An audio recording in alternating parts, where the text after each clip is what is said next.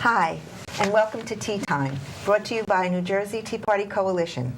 I'm Ray Rinaldi, and I'll be your host for tonight. We have a very exciting show. Tonight we have two doctors who are going to speak about a wonderful healthcare center that they founded.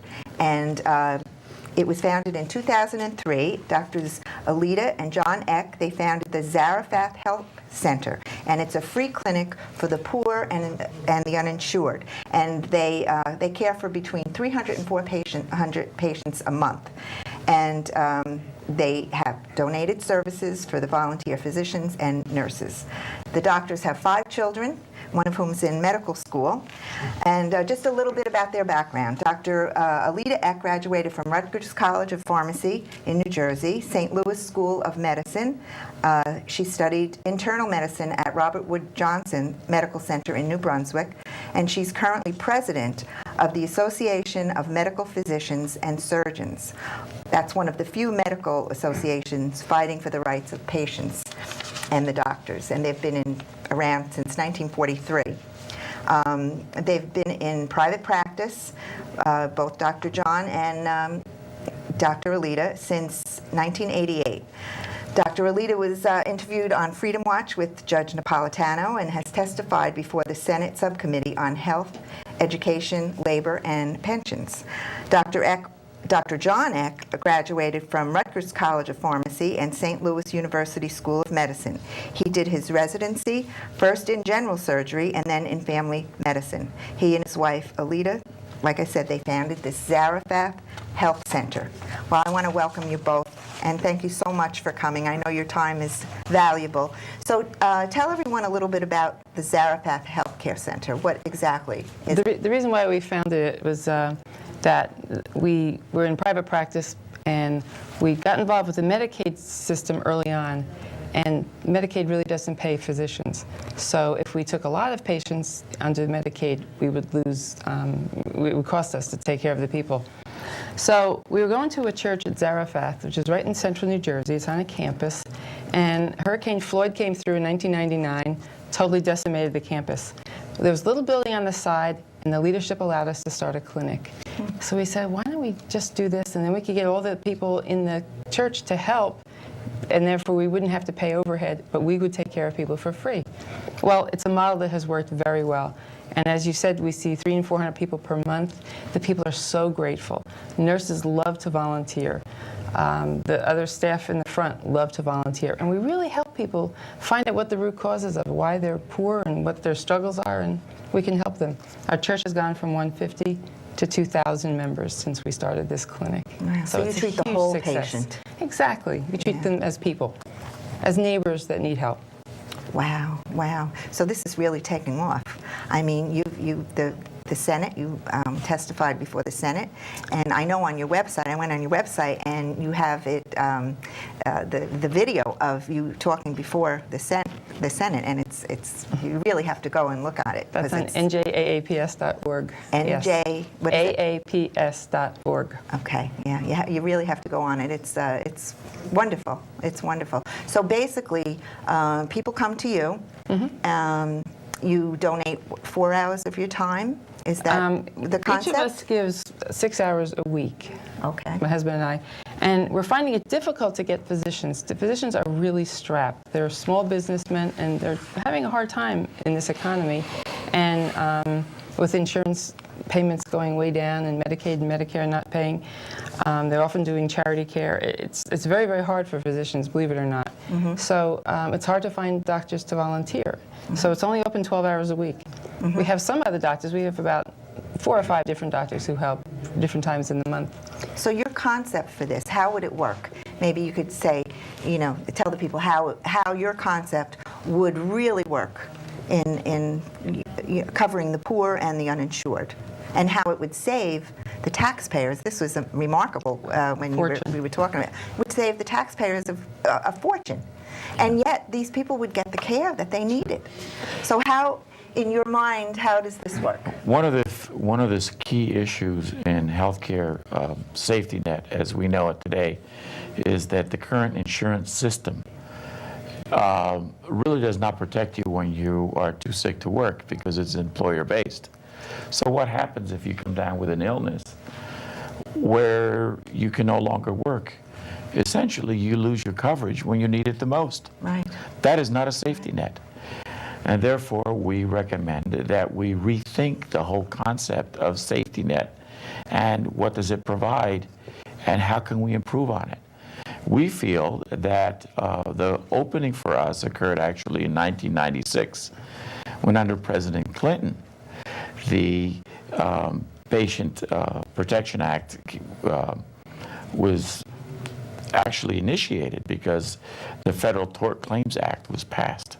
And the Federal Tort Claims Act was passed at a time when the federal government wanted to protect employees, including the president himself, from civil lawsuit.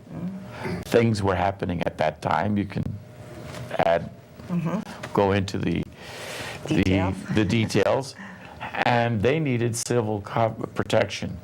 So what they did was they passed a law, the FTCA law of 1996, which gave immunity essential for all federal employees from civil lawsuits.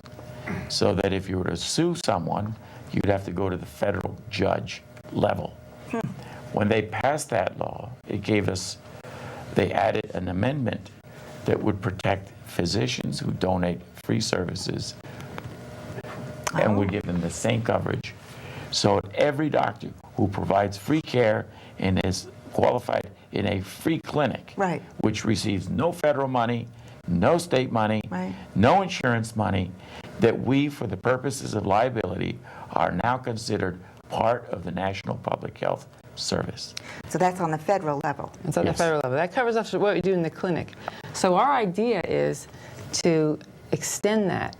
If we could extend that coverage and have the state extend that coverage to the physicians who are giving that time, but extend it to their private practice, doctors would volunteer. They would be very happy to do it. And a lot of things would be accomplished by that. Number one, the Medicaid system, which doesn't pay physicians, is really, really expensive for the taxpayers. We're spending $10 billion a year on Medicaid, and our whole state budget is $28 billion. Wow. So what we'd be doing is, now half of that is for elder care, so I'm leaving that out, but okay, $5 billion. And for $5 billion, if we could save that kind of money, and it would cost, to cover the physicians would really not cost that much. In Arizona, it actually costs $2,000 a year to cover each physician that they Wow. cover.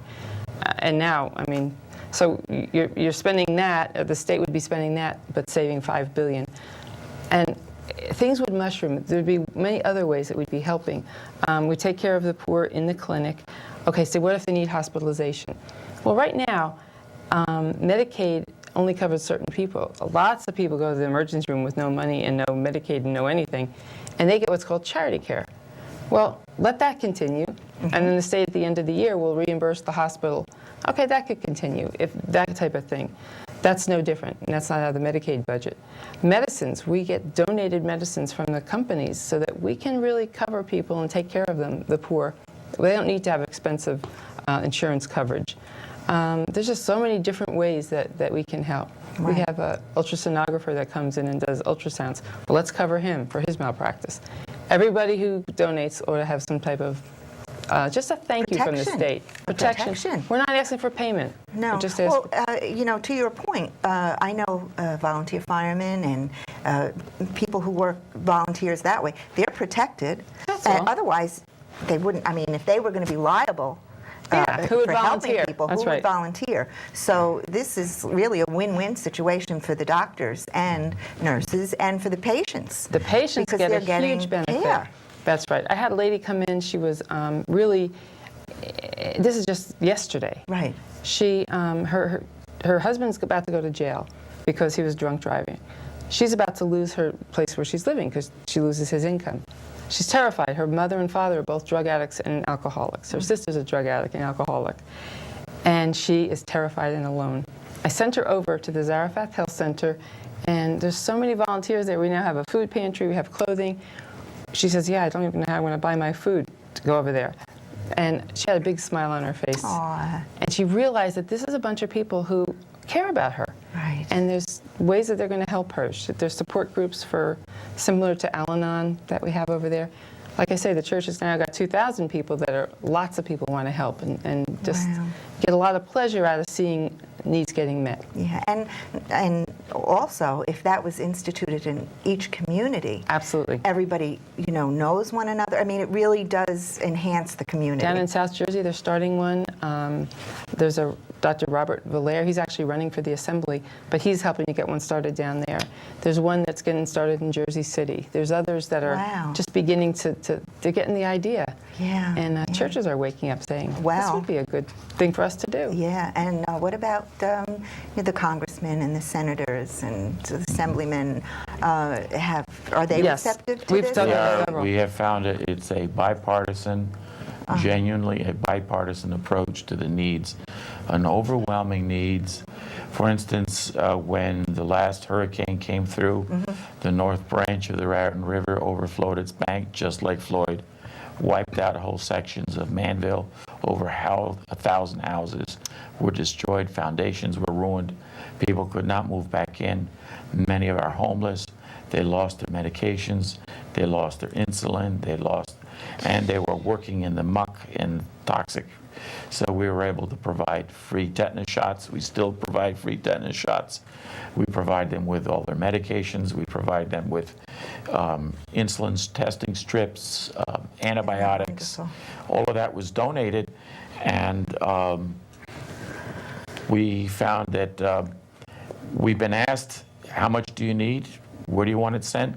And it's Isn't not that from wonderful? government, it's all private It's not from sources. government. Well, this is, to the whole thing with this Obamacare is government takeover of health care. That's right. And it's just more bureaucracy, and it's really not about health care. I mean, I remember I worked for a dentist, and that was the key, that insurance is not about health care. It's about money. That's right. That's the bottom line. That's right. So, this center, this Zarephath Center, is just a remarkable, wonderful organization that you've set up. And wow, wouldn't it be wonderful if we could Sure. get this throughout the whole And we're funded by, country? people put dollars into the little box. Sure. Other people make donations. It winds up costing us $13 per patient visit. That's all it costs. And what does it cost if they go to the emergency Yes. room with the sore Well, if they throat? go to the emergency room with a sore Average. throat, Average. $1,000 is what the taxpayers are paying. If they go to a federally qualified health center, which is another big government entity, Right. and the care might be okay, but it costs the taxpayers way too much, $140 per patient visit. To 140 to 250. And And that does they- not include medicines. That's right. And we looked at their Form 990. They're spending $14 million to run a clinic, and it's a huge amount of money, Wow. which the taxpayers are footing the bill. Yeah. We just don't think that that's the way to revive an economy. No, absolutely not, But like I said, I think it's just wonderful that you have started this, and you're taking it on the road, so We've been to doing it speak. for eight years, and 8 we just years. love what we do. It's very reproducible.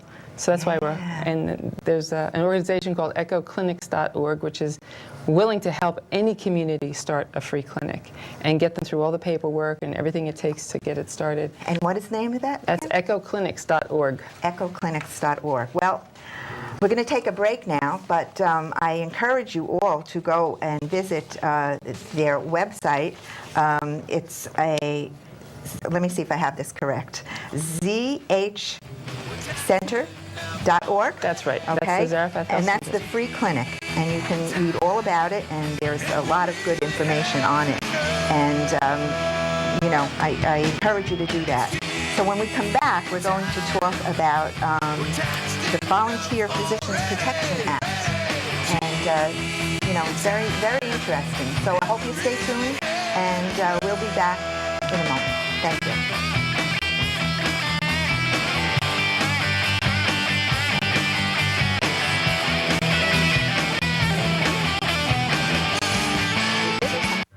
With all the excitement happening with the Tea Party, it may be a little hard to separate fact from fiction. Find out the truth for yourself. Visit the New Jersey Tea Party Coalition's website at www.njteapartycoalition.org. You may find a common voice to your concerns on how our government is functioning and discover a means to help restore our nation based on the proven principles of our Constitution.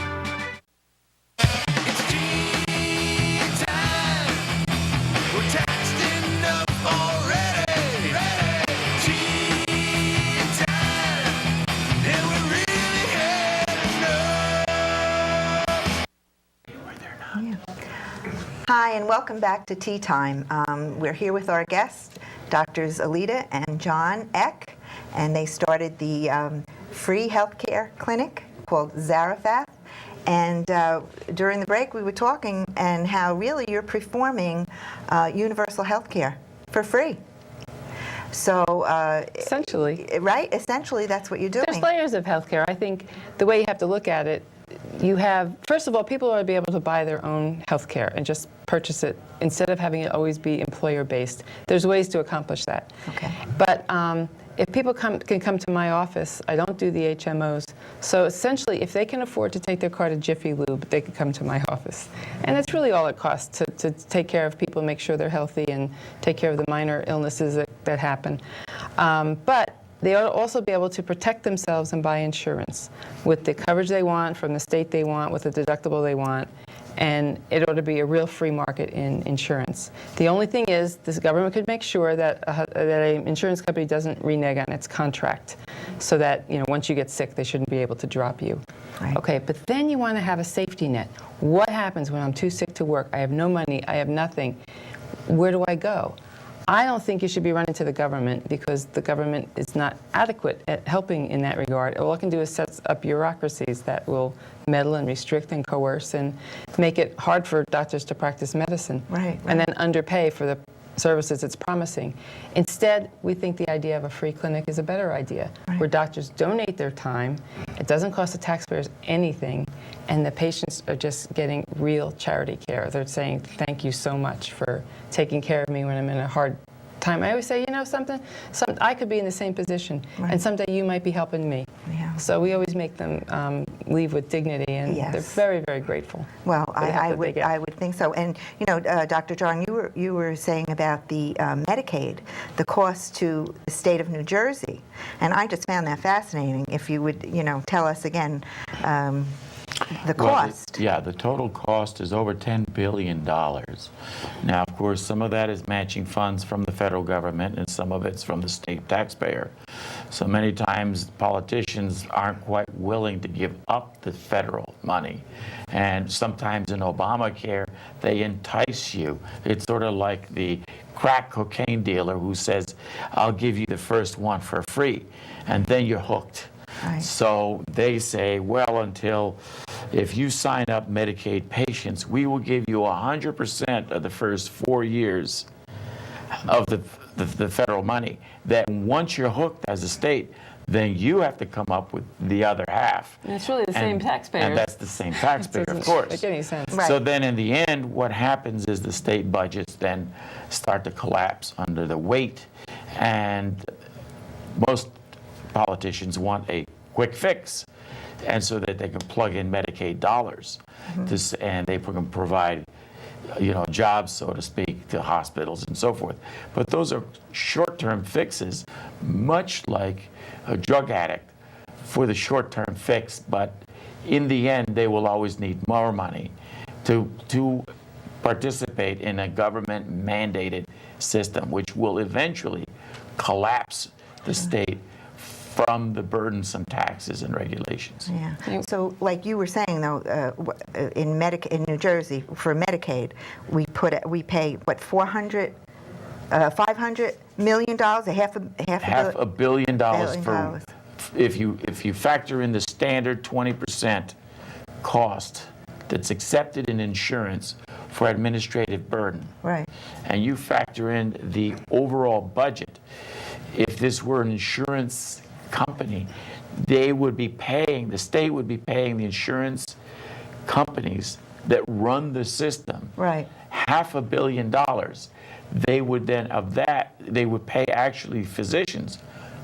Currently, they only pay $90 million. Wow. Yeah, we What got an that. inequity. Caregiver. What an We inequity. got that from a website, statehealthfacts.org. So it's right out there for any Statehealthfacts.org. state to look at. Wow. You can just see that that's the way it Wow.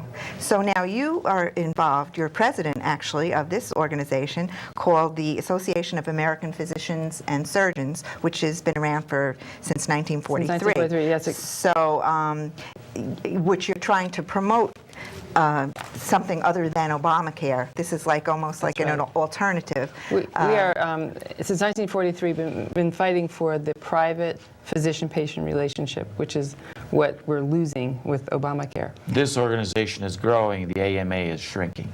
That's right. The AAPS has just a lot of solid principles, and I got involved with them when I was a resident and have just listened to what they teach, and it's just wonderful.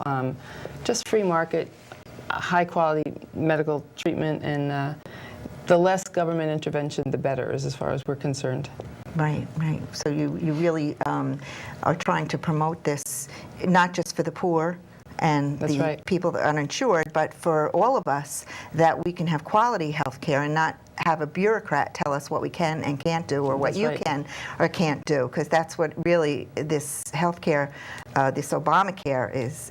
The Obamacare has just huge amount of guidelines, and they just tell us what to do. They want us to have these electronic medical records where they can just monitor what we do for every single patient. And if we know of a treatment that we know works and we want to use it, if it doesn't fit on their guidelines, we could get sanctioned and fined. And it's a very there's just lots of penalties associated with Obamacare, and it just doesn't seem like a nice, kind, and caring way to help sick people. Right, but it inhibits the doctors, Oh, yeah. actually, from It's just- doing what And they there's- want or feel they need to do for the patient. There's also a principle of guidelines. Many people think of guidelines as being something that's good. Well, in medicine, guidelines are always out of date. For instance, guidelines on diabetics. Should they be Right. tightly monitored or not? We found out now that if you tightly monitor the blood sugars, they have, in the hospital especially, you have poorer outcomes. More people die Really? than if they are allowed, because you have more low blood sugar, you have more strokes, more heart attacks. Other example is high blood pressure. Right. People say, well, it should be, you treat everybody with a blood pressure 130 and above.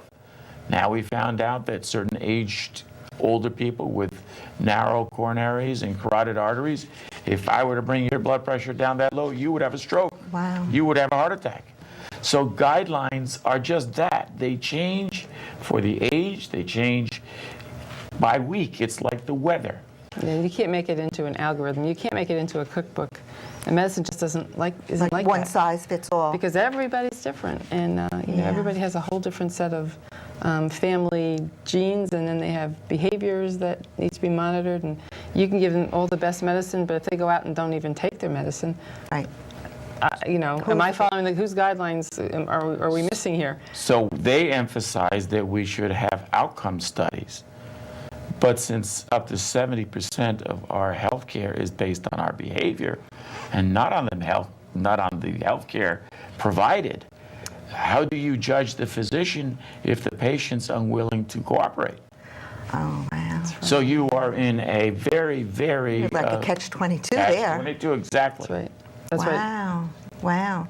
Well, you know, it would be wonderful if you could, you know, spread this around, and maybe especially with our elected officials, and let's get I think back to our we're going to roots. get somewhere. By the end of November, I think we're going to have the legislation written, and then you'll be hearing news about the different people who are going to sponsor it and want to move it forward. We believe we have bipartisan support for Well, this. that would be wonderful. We absolutely do. And when New you Jersey- get that bill, you'll have to come back. Absolutely. We'll and tell you all us about it. all about that, because it's, you know, again, you're in the community. Right. You know, and this would be, everybody would be in their own communities. Right. And be able to help. It would be a wonderful, wonderful thing. And like, you know, people that are retired, you Could know, volunteer, yes. volunteer. Baby boomers are retiring 10,000 per day. How wonderful that would be. Let them help in a free clinic, which should be And- all over the state. We All should have over. 100, 200 of them. We No reason why watch not. how the poor help the poor. For instance, I was just talking about Yes. that 24-year-old girl. She came into the clinic. She was the last patient of the day. And I had a medical student there helping me. And I had a nurse volunteer, and she just sat down and started bawling. And she started crying so loud that she drew the attention of the entire clinic. She was very frightened. She was 24, living out of her car. She had no food, no clothing. She was frightened. And the patient that I was taking care of in the next room over Right. she had been herself homeless. Spontaneously, she got up into the next room. They both hugged, and the crying stopped. They helped each other out. She got a job. The next week she came in, she said, I need clothing for my new job. Somebody just dropped off a size 4 outfit, executive outfit, exactly what she needed. She got her clothing, she got her food, and she got housing. And she was so happy. She said, listen, I've never seen people practice their faith the way I've seen it here. Where do you go to church? I'll go there. Oh, isn't that wonderful? And you know, our country was founded upon Judeo-Christian principles, which is what you're carrying out. That's right. It's all the each and principles every of day. freedom and true compassion And if you look in there, self-reliance, but then help they're you all interdenominational. You have people of every denomination donating time and helping. Yeah, well, I wish you all the best in your efforts, and I know we're going to hear from you soon. And I just want to give you some websites now that you can go to. It's for the Zarephath Healthcare Center, it's zhcenter.org, and also the Volunteer Physicians Protection Act. If you want to find out more about that, go to njaaps.org. And of course, if you want to get all this information, just go to NewJerseyTeaPartyCoalition.org, and we'll have this all on our website for you. Thank you very, very much for joining us tonight. Doctors, thank you so much. God bless you, and we'll see you the next time.